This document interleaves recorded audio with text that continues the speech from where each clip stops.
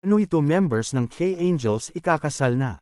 Malalaman na natin yan mamaya. Isa namang mapalang araw sa inyong lahat mga kalingap. Sanay lagi kayong nakasuporta sa aking ginagawang video.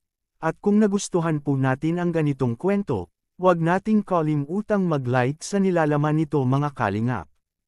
Paunawa lang po mga kalingap ating tapusin ang kabuuan nito. At siyempre wag po nating kalimutang mag-subscribe kay Bal Santos Matubang at Kalingap Rab. Di makapaniwala ang karamihan sa kanilang nabalitaan na isang members ng K-Angels ay ikakasal na pala. At sino naman kaya ito mga kalingap? Kung ating iisipin di naman maiiwasan na ang isang ka-love team sa totoong buhay ay pwede naman itong magkatotoo mga kalingap. Lalo na ngayon na lubos na nila nakilala ang isa't isa, sa tagal na nila na magkasama sa Team Kalingap, kaya di talaga imposible na mangyayari yun sa totoong buhay mga kalingap. Kaya sobra talagang nakakagulat ang ganitong eksena lalo na sa kanilang mga fans at viewers na laging nakasubaybay sa kanila. Sa simulat una at hanggang ngayon mga kalingap. Lalo na nga si Kalingap Rab na hindi nakapaghanda sa kanyang nalaman na isa sa kanyang K-Angels ay ikakasal na pala. At sino naman kaya ito mga kalingap? Di kaya ang ating paboritong love team mga kalingap? Pero malabo naman siguro na sila nga, dahil inuuna pa nila ang kanilang mga magulang bago sila dumating sa ganyang bagay mga kalingap. Para pag dumating ang tagdang panahon ay wala na silang trouble ngayon sa isa't isa. Pero kung totoo naman ito na may magpapakasal na sa kanila, magiging masaya na lang tayo sa kanilang desisyon sa buhay, dahil gusto naman nila yun, at wala na tayong magagawa sa kanilang desisyon mga kalingap.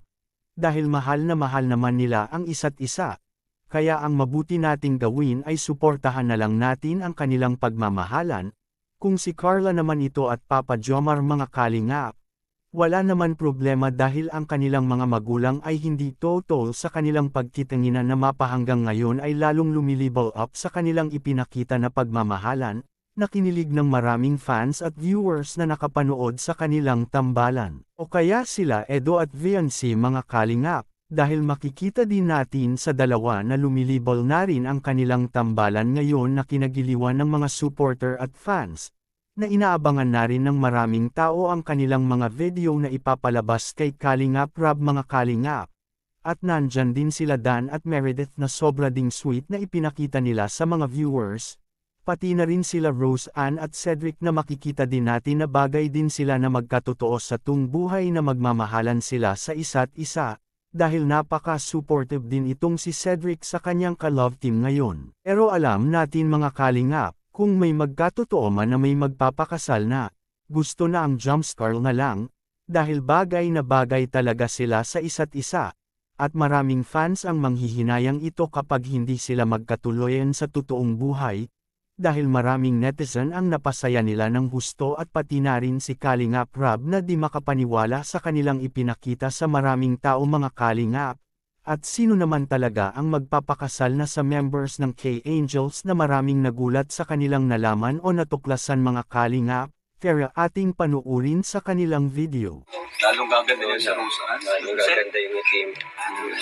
So paano yan said pag naka-brace na siya, ang plano? Ano kaya? Asala na. Uy!